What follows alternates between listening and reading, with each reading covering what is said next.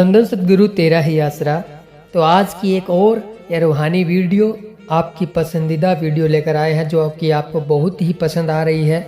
और आप सभी को पता है कि हम जैसे ही वीडियो में शुरुआत करते हैं तो आपको कहते हैं कि आप साथ साथ सुमरन किया करें। तो पिछली वीडियो में हमने देखा कि बहुत सारी साथ संगत ने उसमें साथ साथ सुमरन किया और संगत का सुमरन भी बना और सभी साथ संगत ने कमेंट कर कर भी बताया और अच्छी वीडियो वो चली और साथ संगत ने उसको बहुत ज़्यादा प्यार दिया और हमें भी बहुत अच्छा लगा। और सतगुरु प्यारे की प्यारी साथ संगत जी, आप सभी को पता है कि शहनशाहों के शहनशाह जो वालिदो जहान अहमद जी दाता रहबर है, वो हमारे ऊपर बेइंतहा खुशियों की बरसात कर रहे हैं और उस बरसात को अपने दामन में हमें डलवाने के लिए हमारे दामन को सीलना होता है और वो सीला जाता है रूहानी वचनों से और दृढ़ विश्वास से।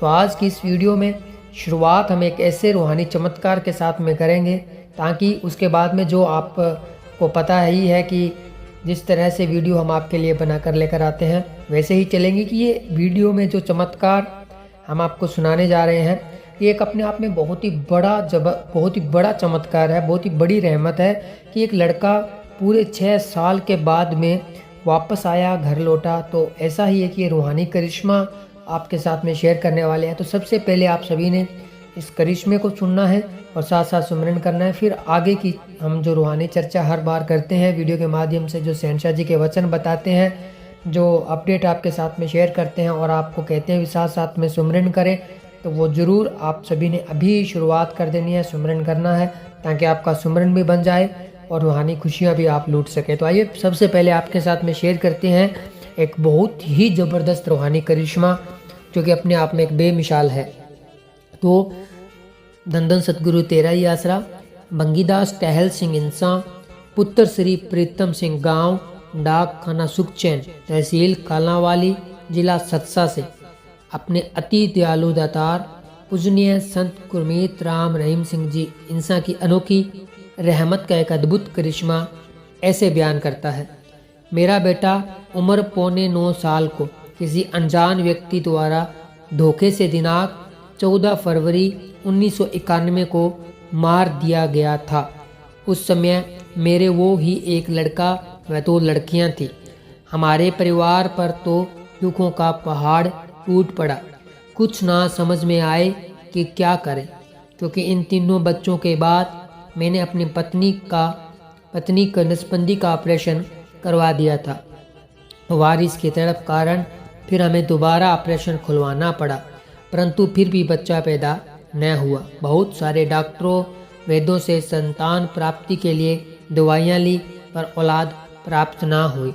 फिर हम कई स्थानों पर चेलों के पास उनके खूब धन लुटाया।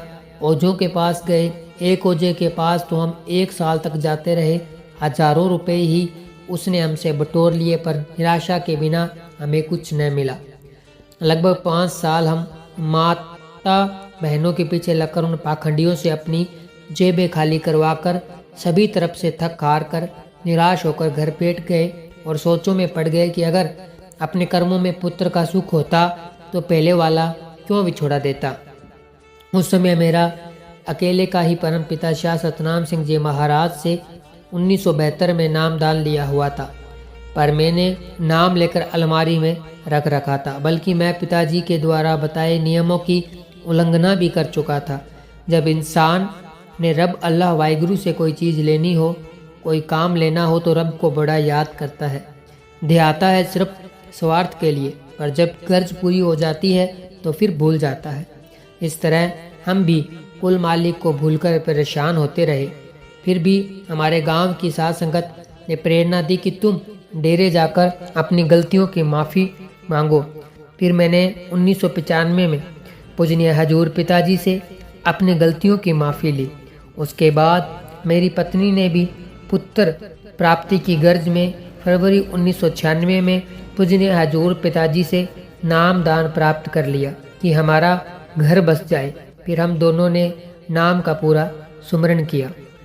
गांव के समझदार प्रेमियों ने सलाह दी कि आप हजूर पिताजी से लड़के के लिए अर्ज करो। मालिक के घर कोई कमी नहीं, दयालु दातार जी आप पर रहमत करेंगे। फिर हम दोनों पति पत्नी ने जून 1996 में दरबार पहुंचकर पूजनीय हजूर पिताजी के चरणों में अर्ज की। इस पर दयालु दत्तार जी ने फरमाया, भाई 84 नंबर कमरे में से दवाई ले लो और सिमरन करो। हमने 84 नंबर कमरे बहनों वाली साइड में पहुंचकर दवाई ली और सत ब्रह्मचारी सेवादार बहनों ने मेरी पत्नी का चेकअप भी किया। उन बहनों ने बताया कि इसको तो 1 महीने से कई दिन ऊपर हो गए हैं और ये बहन 100% गर्भवती है। बहनों की ये बात सुनकर हमारी खुशी का कोई ठिकाना ही न रहा। फिर तो हमारे धरती पर पांव ही न लगे। महान परोपकारी दातार पूजनीय हजूर पिताजी की अपार रहमत से हमारे घर 14 फरवरी 1997 को लड़के ने जन्म लिया। पूरे 6 साल के बाद उसी तारीख को हमारा मरा हुआ बेटा सतगुरु जी ने वापस लाकर हमारी झोली में डाल दिया। जो मालिक जख्म देता है, मरहम भी वो ही देकर जीव को फिर से खुशियों से माला माल कर देता है। जब मुझे पता चला कि पूजनीय हजूर पिताजी ने साध संगत की अर्ज को सुनने के लिए सुबह की मजलिस में डेरा सच्चा सौदा दरबार के अंदर रूबरू प्रोग्राम चला दिया है, तो मैं अपने लड़के जो कि हजूर पिताजी की निरोल बख्शिश है तो साथ लेकर 25 दिसंबर 2008 को सुबह की मजलिस में पहुंच गया। सतगुरु जी की रहमत से इस बुलंदहार जीव को अपने सतगुरु जी के आगे रूबरू अर्ज करने का मौका मिल गया। मैंने विनती की, प्यारे पिताजी आपकी मेहर से 14 फरवरी 1991 को हमारा मरा हुआ लड़का 14 फरवरी 1997 को आप जी ने वापस भेज दिया है। हम सारा परिवार आप जी का कोटि कोटि धन्यवाद करते हैं। इस पर पूजनीय हजूर पिताजी ने फरमाया, बेटा इस बच्चे को नेक इंसान बनाओ ताकि ये मालिक का नाम जपे, अच्छे नेक कर्म करे। आखिर में हम सारा परिवार अपने सतगुरु कुल मालिक के आगे शीश झुकाकर कोटि कोटि बार धन्यवाद करते हैं, शुक्राना करते हैं। सतगुरु जी से ये मांगते हैं कि हमारे सारे परिवार की दरबार में साध संगत की सेवा करते हुए और नीब जायज। धन धन सतगुरु तेरा ही आसरा। धन सतगुरु तेरा ही आसरा। ये चमत्कार एक ऐसा चमत्कार है साध संगत जी जिसमें एक माँ बाप ने अपने बेटी को नाम न लेने के लिए, यानी कि वो नाम न ले, इसके लिए उसको अंदर बंद करके ताला लगा दिया, बाहर गेट के ताला लगा दिया, बाहर भी ताला लगा दिया और उसको पूरी तरह से बंद कर दिया। और ये चमत्कार परम पिताजी के टाइम का है, लेकिन फिर भी सतगुरु जी की दया में रहमत से वो बेटी ने उसी रात को नाम लिया। इतना बड़ा चमत्कार हुआ। तो इस वीडियो के माध्यम से आप इस वीडियो को पूरा देखिए और रूहानी चमत्कार को पूरा सुनिए कि सतगुरु की मूसलाधार रहमत एक मुरीद के ऊपर किस प्रकार बरसी और किस प्रकार एक तड़प रही रूह को सतगुरु जी ने नाम दान दिया। और उसके साथ में एक बहुत ही बड़ा चमत्कार भी और इसी वीडियो में आपको सुनने को मिलेगा। ये पूरा चमत्कार है और ये लगभग 1963 की घटना है, तो ये अपने आप में बहुत ही बड़ा चमत्कार है। बस आप इस वीडियो को पूरा जरूर सुनिए। तो आइए शुरू करते हैं। दंदन सतगुरु तेरा ही आसरा। सत ब्रह्मचारी सेवादार लेखराम मलकपुरा 1963 की घटना को साध संगत की हंजूरी में इस प्रकार बयान करता है। बेपरवाह मस्ताना जी महाराज ने परम पिताजी को फरवरी 1960 को बैंड बाजों के साथ सारी दुनिया के सामने प्रत्यक्ष रूप में अपना उत्तराधिकारी बना दिया। 18 अप्रैल 1960 को बेपरवाह मस्ताना जी ज्योति ज्योत समा गए। उसके बाद परम पिताजी ने बाहर जुम्बा आदि कई गांवों में सत्संग करने शुरू किए। परम पिताजी ने अभी नाम दान देना शुरू नहीं किया था, केवल सत्संग ही किया करते थे। 18 अप्रैल 1963 से परम पिताजी ने सत्संग में नाम दान देना भी शुरू कर दिया।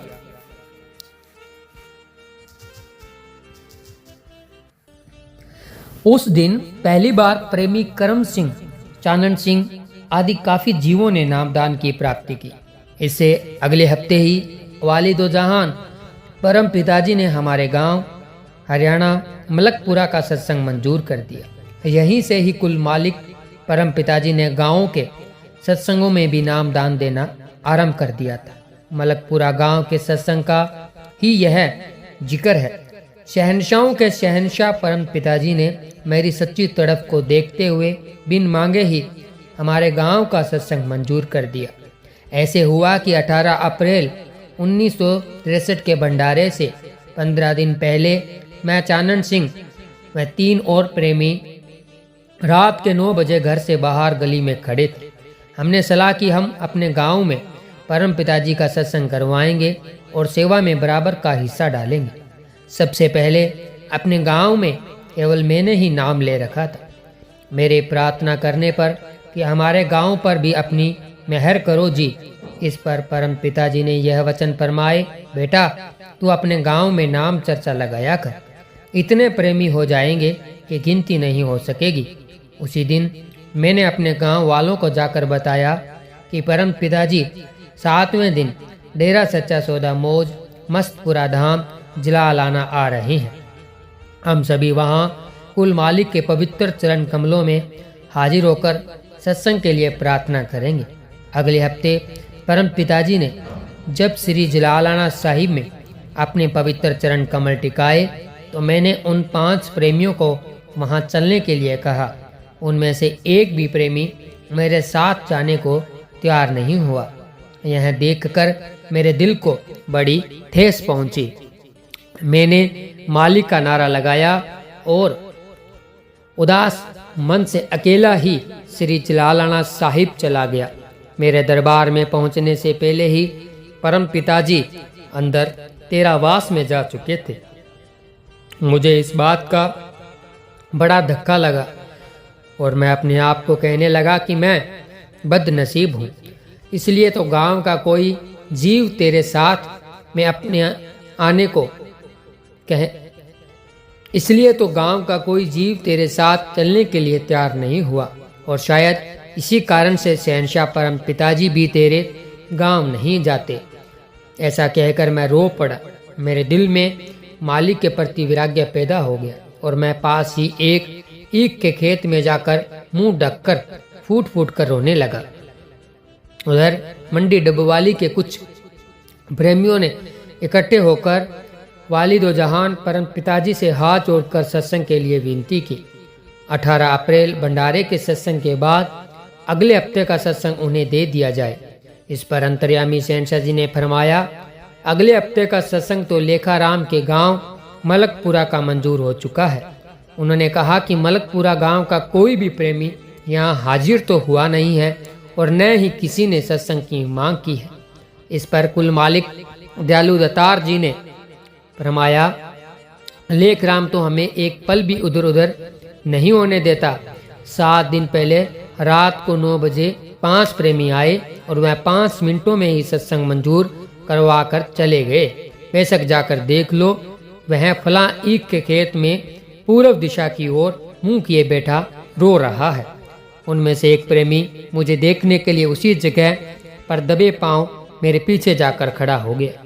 वह प्रेमी मेरी पिछली ओर खड़ा होकर सब कुछ देखता रहा। पैरों की आहट सुनकर मैं अपना चेहरा पोंछकर खड़ा हो गया। वह प्रेमी मुझे कहने लगा, लेखराम तू उनकी चीज ले आया है। मैंने कहा कि जब से मैंने बेपरवाह मस्ताना जी से नाम दान लिया है तब से आज तक मैंने रास्ते की बेरी के बेर भी नहीं तोड़े, जो कि सबकी सांझी होती है। डब्बू वाली का प्रेमी यह बार बार कह रहा था कि लेकर ही तू आया है। तो मैंने कहा कि अगर ले भी आया हूं तो मैं उसका दुगना मोल दूंगा। डब्बू वाली का प्रेमी कहने लगा कि वह तो बहुत ही मूल्यवान वस्तु है, उसका तो कोई मोल दे ही नहीं सकता। आखिर उसने यह स्पष्ट कर दिया कि तू उनका सत्संग ले आया है। मैं यह सुनकर बहुत हैरान हुआ कि मैं तो हजूर महाराज जी के पास अर्ज ही नहीं कर सका। यह प्रेमी तो शायद वैसे ही कह रहा है कि परम पिताजी ने मलकपुरा का सत्संग मंजूर कर दिया है।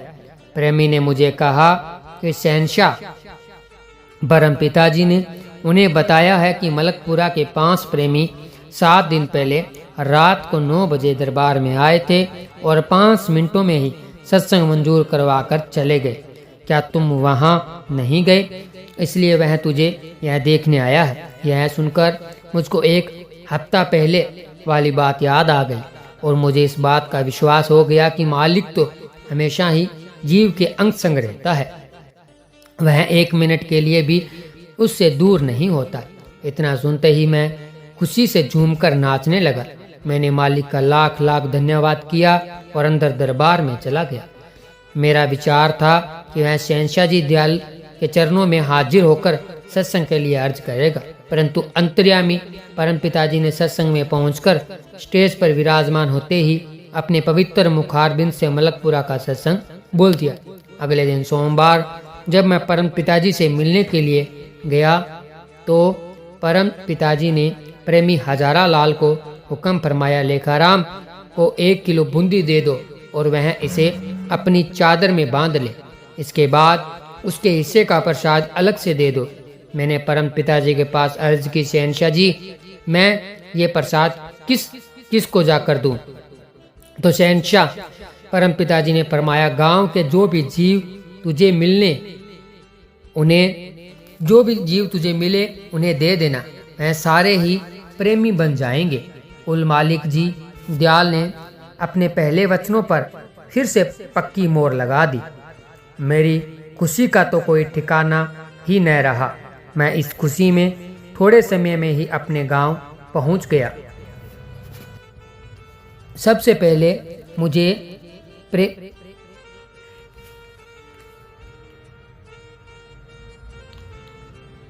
मेरी खुशी का तो कोई ठिकाना ही न रहा। मैं इस खुशी में थोड़े समय में ही अपने गांव पहुंच गया। सबसे पहले मुझे प्रेमी चानन सिंह का लड़का खेत में हल चलाता हुआ मिला। मैंने पहले चानन सिंह के लड़के को प्रसाद दिया। प्रसाद खाते ही वह खुशी में नाचने लगा। मेरी खुशी का तो कोई ठिकाना ही न रहा।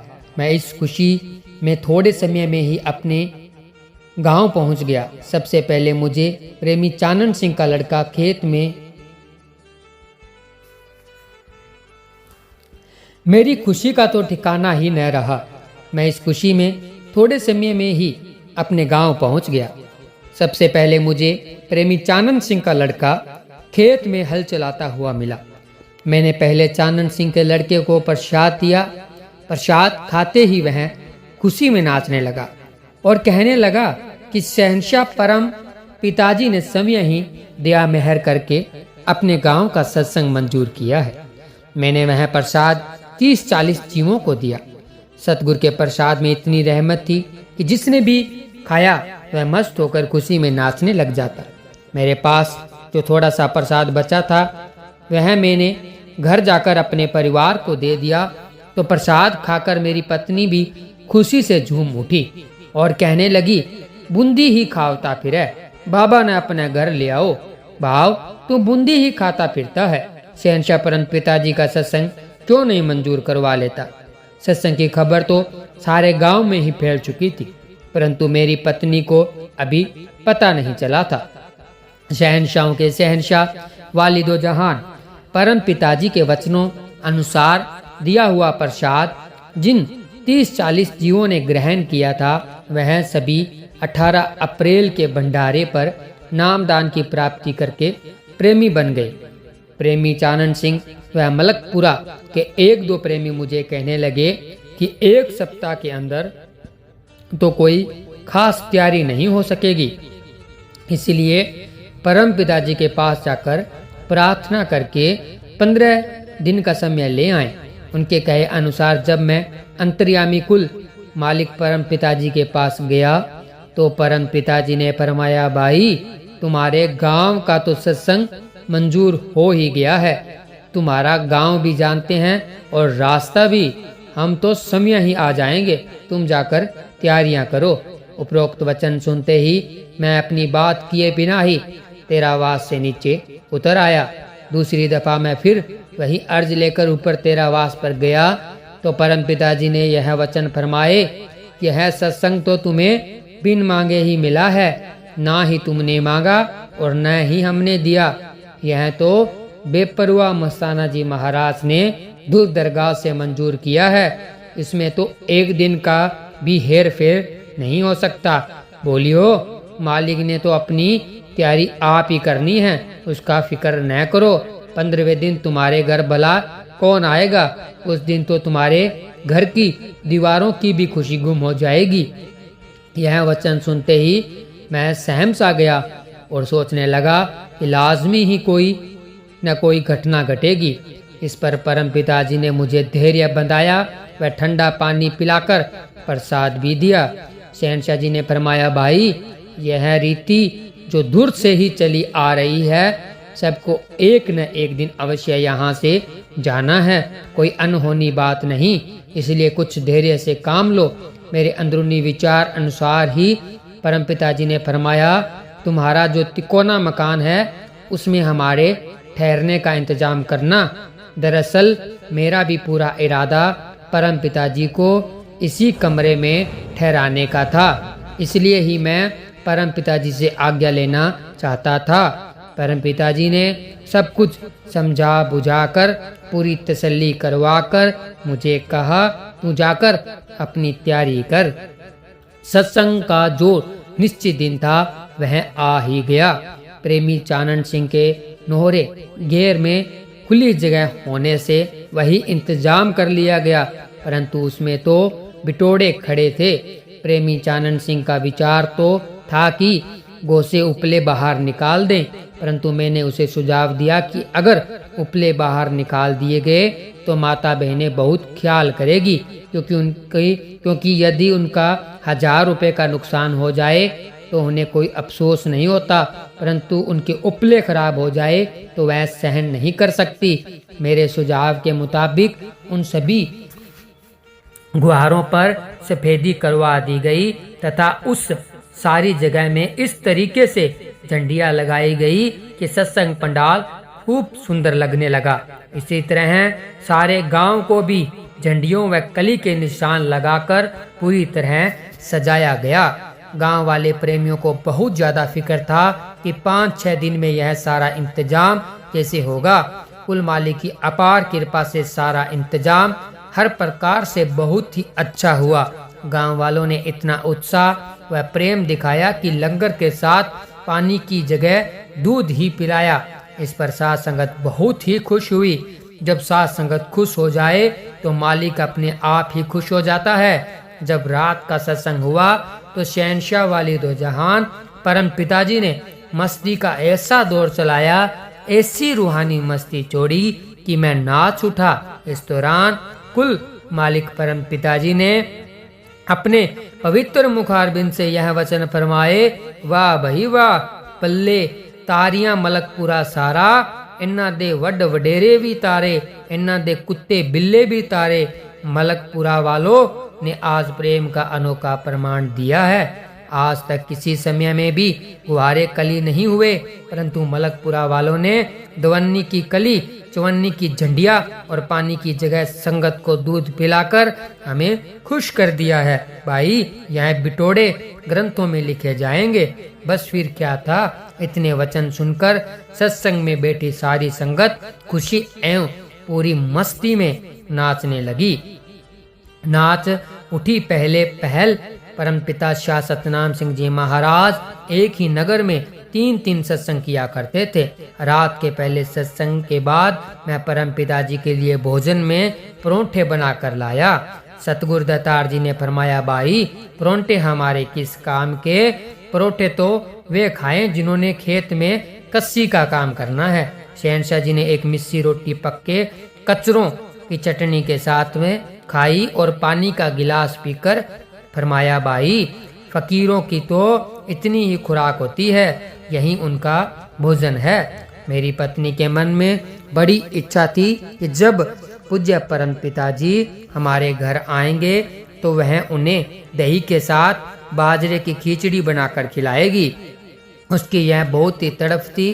कुल मालिक अंतर्यामी दाताजी तो हर जीव की अंतर्हृदय की पुकार को सुनते हैं, वह पूरी करते हैं। दयालु शहनशाह जी ने मुझे सुबह दही के साथ खिचड़ी खाने की इच्छा प्रकट करते हुए फरमाया, भाई अपनी भैंस के दूध की दही जमा देना तथा बीबी को कह देना कि वह बाजरे को कूटकर खिचड़ी पका ले।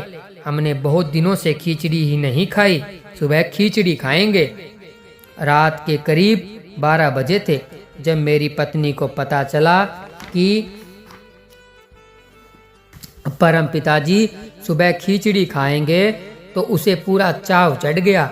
वह उसी समय बाजरे को कूटकर खिचड़ी तैयार करने लगी और साथ में खुशी से झूम झुमाकर गाने लगी, मेरे गुरुजी खिचड़ी खाएंगे और मेरे दिल की आशा पूरी करेंगे। इस प्रकार मेहरबान सतगुरु जी ने मेरी पत्नी की इच्छा व तड़प को पूरा किया। सच्चे पातशाह जी ने अपने पवित्र कर कमलों से सारे परिवार को उसी खिचड़ी का प्रसाद देकर धन्य किया। रविवार की रात का सत्संग था और उसी रात को नामदान भी मिलना था। बूंदी का जो प्रसाद शहनशाह जी ने मुझे गांव वालों के लिए दिया था और साथ में यह वचन भी फरमाए थे, जो भी मिले सभी को दे देना, वे सारे ही प्रेमी हो जाएंगे। उस समय एक लड़की ने भी वह प्रसाद खाया था। वह लड़की अपने माँ बाप को हर रोज कहा करती थी कि वह नामदान जरूर लेगी, परंतु उसके माँ बाप तो उसके विरुद्ध थे। उस दिन परम पिताजी ने अनमोल नाम की दात प्रदान करनी थी। रोटी पानी से फारिग होकर लड़की के माता पिता ने उसे डांटते हुए घर रहने का हुक्म दिया। इतना ही नहीं बल्कि उसके पिता ने बाहर का दरवाजा बंद करके ताला लगाकर चाबी अपने पास रख ली। वह उसकी माता ने भी उसके कमरे में बंद करके ताला लगाकर चाबी अपने पास रख ली। सत्संग शुरू हो गया था। शब्द वाणी व परम पिताजी के पवित्र मुखार बिंद के वचन उसे स्पीकरों की आवाज के जरिए सुनाई दे रहे थे। लड़की को मालिक से मिलने की सच्ची तड़प थी, परंतु वह तो बेबस थी। सत्संग की समाप्ति के बाद फिर स्टेज पर नाम दान के लिए बोला गया। यह सुनकर वह तड़प उठी और उसका दिल कह रहा था कि मकान की छत फाड़कर वह बाहर निकल जाए, परंतु वह नन्ही सी जान जालिमों ने अपने काबू में कर रखी थी। लेकिन मालिक के हाथ तो बहुत लंबे होते हैं। उसकी सच्ची तड़प को देखते हुए परम पिताजी ने अंदर से उसे हौसला दिया।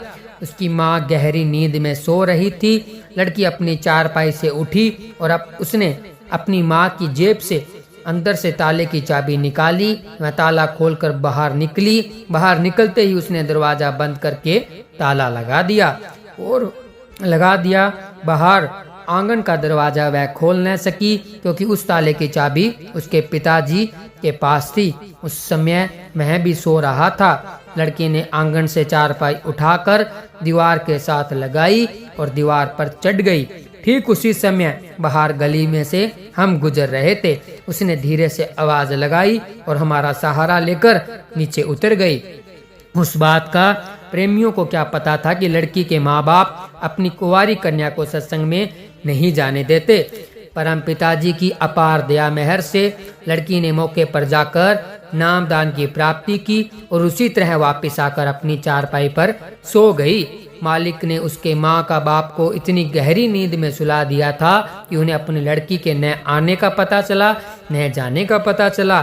सुबह लड़की ने उन्हें बता भी दिया कि वह नामदान ले आई है। जिस रूह को मालिक ने नामदान की बख्शीश करनी होती है, चाहे वह कितने ही बंधनों व पहरों के अधीन कैद हो, अपनी मेहर से किसी न किसी ढंग से सत्संग में बुलाकर उसे नामदान बख्श ही देते हैं, जैसा कि उपरोक्त साखी द्वारा स्पष्ट है। सत्संग का सारा प्रोग्राम परम पिताजी की अपार कृपा से संपन्न हो चुका था। सारे गांव वाले बहुत खुश थे तथा परम पिताजी का लाख लाख धन्यवाद कर रहे थे कि शहनशाह जी ने अपने मुबारक चरण डालकर सारे गांव को धन्य किया है। परम पिताजी ने जो वचन मुझे फरमाए थे कि आज से 15 दिन बाद आपके घर की दीवारों की खुशी गुम हो जाएगी, उसके ठीक 15वें दिन हमारे घर में शोक हो गया, क्योंकि मेरी बहन उन दिनों जापे के दौरान चोला छोड़ गई थी। तब मुझको परम पिताजी के उपरोक्त वचन याद आए। इसलिए अंतर्यामी सतगुरु जी ने 15 दिनों की बजाय केवल 1 हफ्ता ही हमें तैयारियों के लिए दिया था। संत जन धुर के भेदी तथा परोपकारी होते हैं।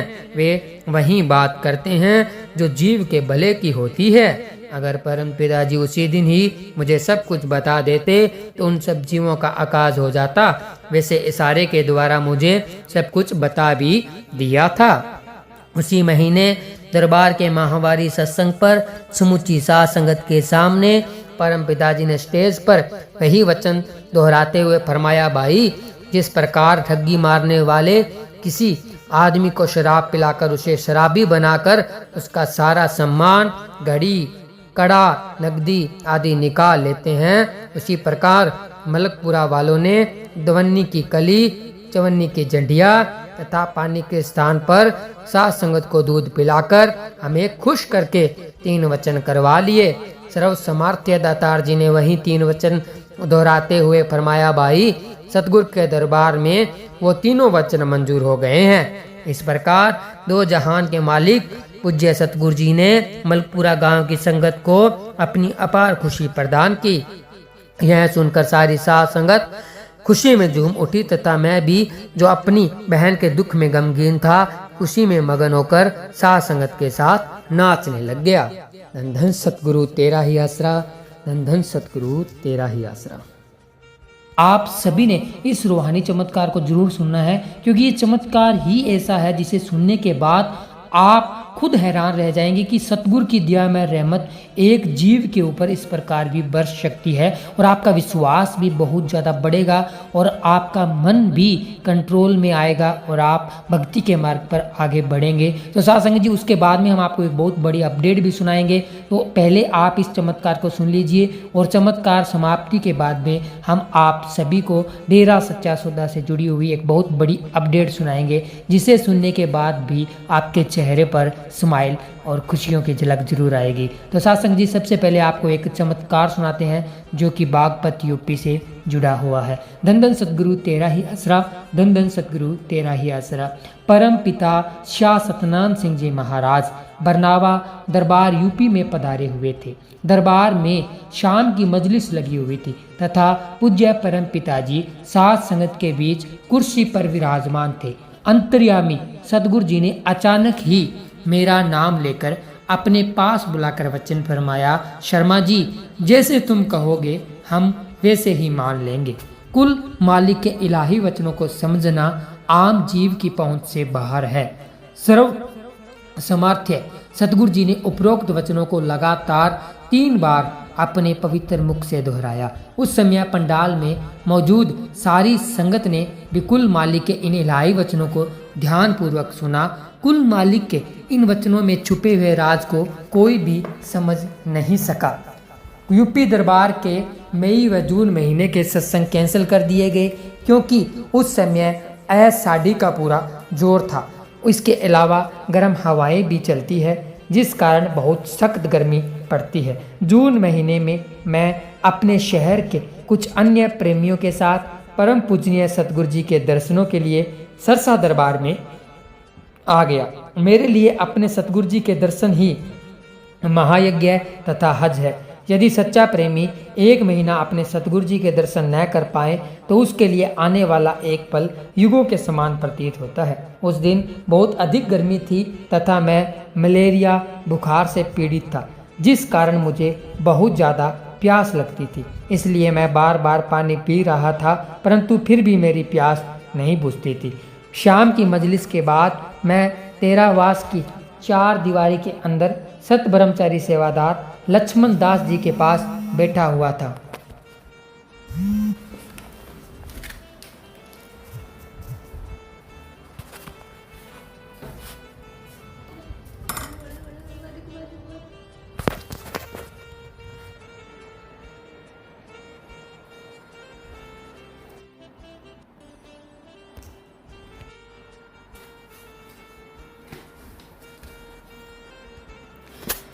दीवारी के अंदर सत ब्रह्मचारी सेवादार लक्ष्मण दास जी के पास बैठा हुआ था।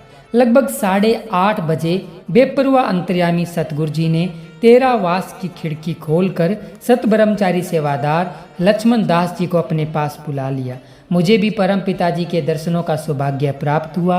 मैंने देखा परम पिताजी के पवित्र कर कमलों में एक बहुत ही दर्शनीय व मनमोहक सुराही पकड़ी हुई थी। वह सुराही ही नहीं बल्कि अमृत कलश था।